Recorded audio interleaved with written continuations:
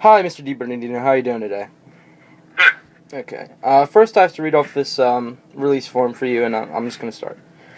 Thank you for participating in the Garnet Valley Vietnam Era Oral History Project. The Oral History Project practice seeks to gather information about the personal experience of people in our community during the Vietnam War. This project is being conducted by students as part of the coursework in the Advanced Placement United States History class. By signing this form, you're going to give an oral agreement. By signing this form below, you will give your permission to share any recording of our interview made during the oral history practice project with the course teachers, Mr. Lehman and Mr. Brangle, who may use for educational purposes. By giving your permission, you do not give up any copyright or performance rights that you may hold. Do you agree? I agree. Okay, cool. So, just to start off, maybe you could give me some background as to what you did in the war and what your role was during the Vietnam era. I was in the Army from October of 1966 to September of 1968, which was the heart of the Vietnam War. Yep. But I was not in Vietnam. Okay. I was spent a year in the United States and then a year in Germany. Okay, cool. As an Army, were you an officer? I forget if you said it. Were you an officer or were you enlisted? What did you do? I was enlisted. I was in the infantry. Okay. And when I was discharged, I was a sergeant E5. Okay, cool. Before the war, what did you know about Vietnam, or did you really know? Did you have any knowledge about the country itself, or Not until after things started happening over there. Mm-hmm. I really wasn't that familiar with Vietnam, and became very familiar with it because I knew I was going to be drafted, mm-hmm. And people that I knew were going there. People I knew were killed over there. Yeah. So I became very familiar with Vietnam. And plus, when I went in the Army, that's all you talked about was Vietnam. Yeah. With all of your training, they were preparing you to go into battle in Vietnam. So, and it was just a set of strange circumstances where I wound up not going to Vietnam. Yeah, I would say it was pretty common to not really know that much about Vietnam at the time, I would say, right? Yep. Yeah. Yep. Although guys my age, you learned about Vietnam pretty quickly. Yeah. Because of it was in the press all the time, and you just knew that unless you had a deferment for some reason, that you were going to wind up getting drafted, and more likely than not going to go to Vietnam. Yeah. So, were you planning on going to college, or was that that was one of the reasons you could get deferred, right? Yeah, I was going to college, but I wasn't keeping a full load, and I was going to night school. I was working in a regular job and going to night school, and so I knew I was going to wind up getting drafted. Yeah. I actually have a funny story. My grandfather on my mom's side, when he went into the doctor, he pretended to be deaf. They asked him when he raised their hand when you hear the sound or whatever. He just didn't raise his hand at all. It's a funny story. What were your views on communism and the Cold War conflict before the Vietnam situation occurred? Well, before the Vietnam situation occurred, we were always worried about communism because we saw that as the threat to America. When in the 1962 with the Cuban Missile Crisis, mm-hmm. We were all really worried about communism. We were worried that there was going to be a thermonuclear war. I mean, that was the threat that we saw, and it was from the communists. So, that was a big concern back then. Yeah, you guys did all the the drills and the turtle, what's his name? The one turtle in the videos. when you'd go into the desks and Oh, absolutely. yeah, Absolutely. we watched some of them. They're funny. Yeah, that was very true. Yeah. We had fire drills where, not fire drills, but drills where you went under your desks. So when I was a kid. Do you believe that the U.S. had a justifiable cause to get involved in Vietnam? Back then, I did. I don't share that view now. Mm-hmm. I believed at the time that the argument was what was called the domino theory. Yeah, the domino effect. Yep, domino theory. Yeah. And I, like a lot of guys my age, we believed it. We believed in the government. We believed in what we were being told as to why we had to fight that war. And so yes, but I've come to realize that it was a flawed theory. Okay. Did you have any friends or relatives involved in the war effort? Absolutely. Guys that I graduated with. Unless you were going to college, you went into the service. So guys that I graduated with went into the service. Either we were drafted or we enlisted. Mm-hmm. I had a couple friends that enlisted in the Air Force, and some guys enlisted in the Army, and some guys enlisted in the Navy.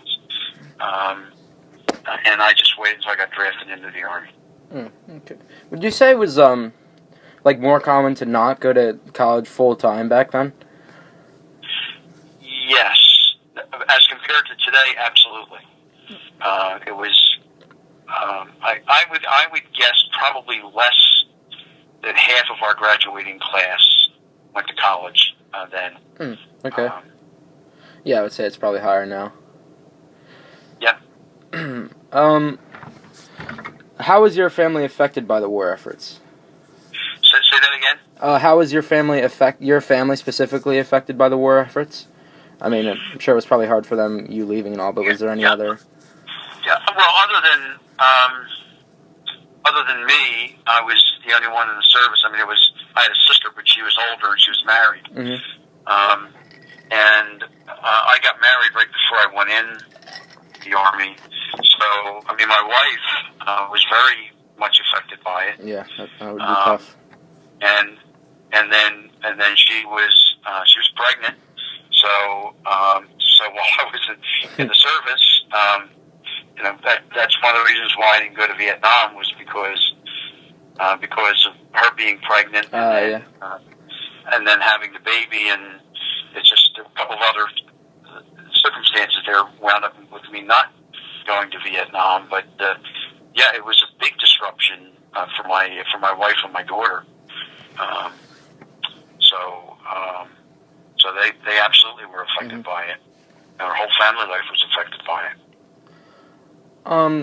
Would you say at the time that you were upset that you didn't get to go to Vietnam, or would you not say that? I was conflicted. I felt like I had a duty to go, but at the same time I had a wife and I had a daughter, and I felt that you had responsibilities. That, I was worried that I would get killed over there, and then I would leave a wife and a daughter. So I was conflicted. I mean, I knew guys that I went to basic training with, guys that I went to AIT with, which is Advanced Infantry Training. Were going to Vietnam, and I didn't go to Vietnam. So I was somewhat conflicted by that. But my first order of responsibility was to my family. Yeah. So I was not disappointed that I didn't go. But I still felt like if I hadn't been married and I didn't have a child, I would have gone to officer candidate school. I would have become an officer, and I absolutely would have wound up in Vietnam. Okay. Did you see the war as maybe like a romanticized adventure, or was it simply just the duty? Did you did you kind of dream of going to war, or was it really that you felt like you had to? No, it was no romanticized adventure whatsoever. I mean, you just heard about the stuff that was going on there. And I was in basic training and advanced infantry training. Mm-hmm. The drill instructors that I had, they made sure you that you understood what the reality of it was over there. Mm-hmm. So there was no romanticized adventure. You knew that that if you went there, that there's a very real chance, that you were in a very serious situation, and even if you didn't get killed, you could very well get injured in a big way. So, absolutely not.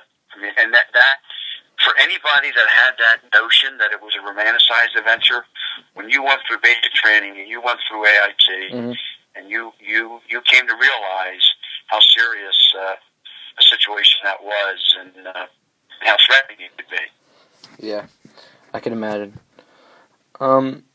What type of training did you get in the military? Maybe some specifics, or Well, all of us went through basic training, which was 8 weeks, and then I went to advanced infantry training, which was sort of like the second level of training for infantry. And then I was supposed to go to officer candidate school, become an officer, but I decided not to because I would have had to stay in an extra year, and it just didn't work.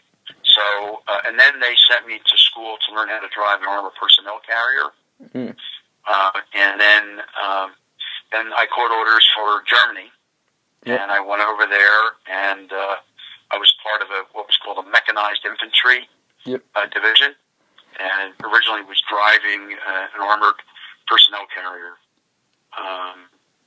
and was infantry over there, and until I became a sergeant, and then after a year over there, I came home. I was on the border when Russia invaded Czechoslovakia. Oh, wow. In 1968. I don't know if you studied that at all, but but we were on the border, what we call locked and loaded, meaning we had live ammo. Yep. And we were protecting the German border in case Russia came across Czechoslovakia and invaded Germany. Wow, that'd be pretty stressful. Yeah, a little bit. Yeah, I mean, especially since there was always the threat of mutually assured destruction that, one bullet could end the world. Yeah, mad. Mutually assured destruction, right? Yeah. What were your opinions toward the American leaders at the time, such as LBJ or Robert McNamara? Really didn't have opinions about them. I mean, I obviously knew of them, and as I said at the time, believed in why we had to be over there fighting the fight that we were fighting. And I mean, as I had a high regard for them. I thought that they were honorable people, making a good argument for why we need to be there. The major general that was over there at the time was a guy by the name of Westmoreland, who was head of the U.S. Or the Allied forces over there, or the U.S. forces over there. I think it was William Westmoreland, and I had my perception of him was I had a high regard for him, but all of that changed over time. When you think back over all of that, and you really question whether it was an appropriate thing to do at the time. Yeah.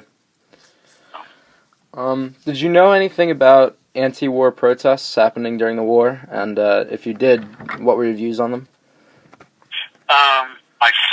I knew somewhat about them, not a whole lot, at least at the time that I was in the service. And the big anti-war protests really didn't start until 1968, protesters, and they didn't deserve that.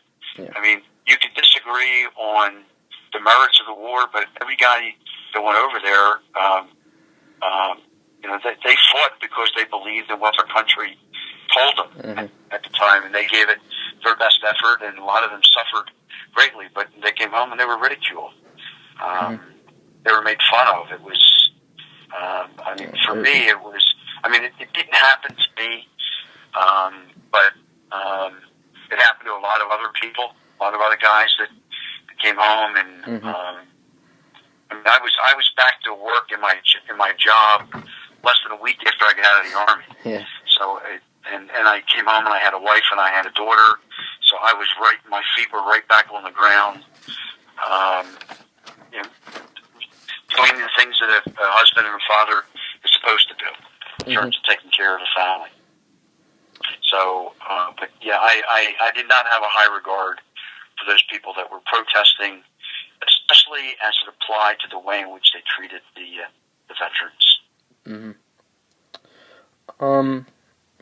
Did you think the war was being fought in the right way as far as strategy, or did you not? No, and this is true in a lot of wars where I felt that it was a war that the U.S. chose not to win. And if the military had been allowed to do what the military wanted to do to win a war, they would have won it with far less, in a much quicker time, and far less loss of life and treasure. But it was a political war. Yeah. And the military commanders had their hands tied in terms of what they could do, and there was a severe price to pay because of that. So I absolutely do not believe that that the war was fought the way it should have been fought from a military perspective. Kind of piggybacking off of that, what were your opinions about the bombings of Cambodia and Laos? I really didn't understand it. I knew that it was happening, but I didn't understand the context for it. And I'm not saying that that I opposed it. I just knew that it was taking place. Oh, okay. And I figured, I didn't think about it in the sense of trying to make any judgments around it. It was like, okay, fine, if this is taking place, these are military targets that related to a military purpose. So I didn't. That was the extent of my thinking at the time. I would agree with that. What did you know much about also kind of piggybacking on that, the My Lai Massacre? The My Lai Massacre, I forget how, yes. No,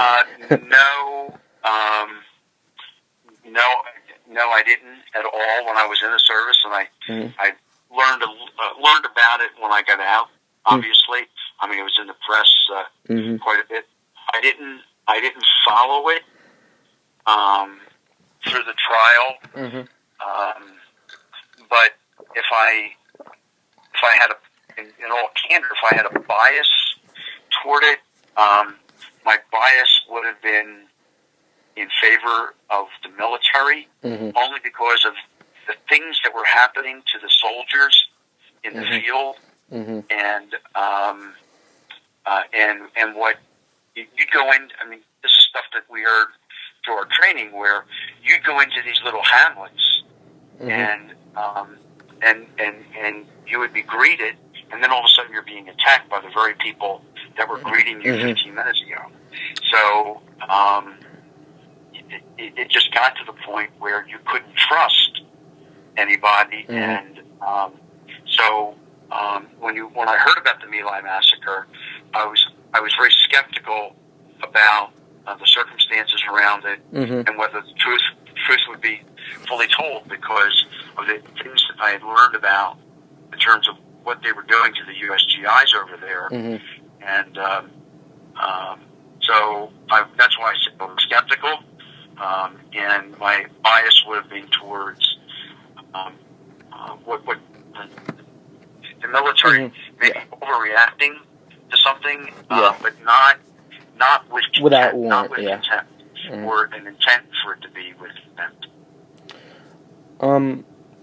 At the time, while you were in Germany or while you were training, what kind of news services did you guys get? Was it a military news, or did you get regular American press as far as like newspapers or radio? Well, when I was in the States, you had full access to whatever. And when I was in Germany, mostly it was just the Stars and Stripes, which was a military publication. Oh, not to interrupt, but is that in Full Metal Jacket? Is that like, have you seen that movie? Say that again? Have you seen the movie Full Metal Jacket?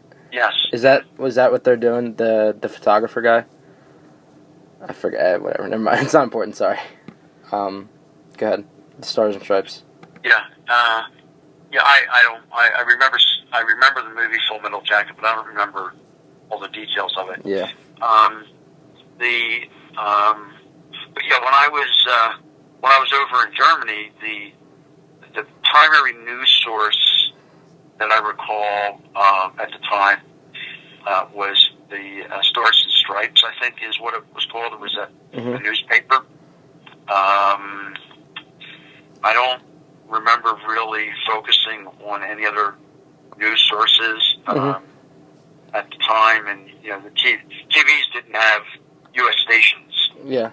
So yeah, it was just that was the one thing that I remember in terms of news source was Stars and Stripes. Okay. What was the overall reaction of the public when word was released that the troops were going to be removed? Or were you? I guess were you in Germany at the time? I think. Say that again. When they said that they were going to be removing the troops from Vietnam, what was overall public, feeling? Yeah, that was around 1970. Okay. So I was well out of the service at that point. Okay. And I think I think people were ready for this thing to come to an end. There was I think the people were delighted that the GIs are going to be coming home.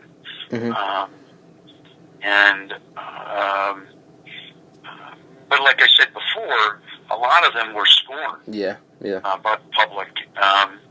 And these guys all they were doing was they were trying to serve their country, and then to be scorned for that. When you come back, it's when you're mentally and probably physically injured, it's not great to come back and not have a warm welcome from the country they've been fighting for years. Yeah. Yes.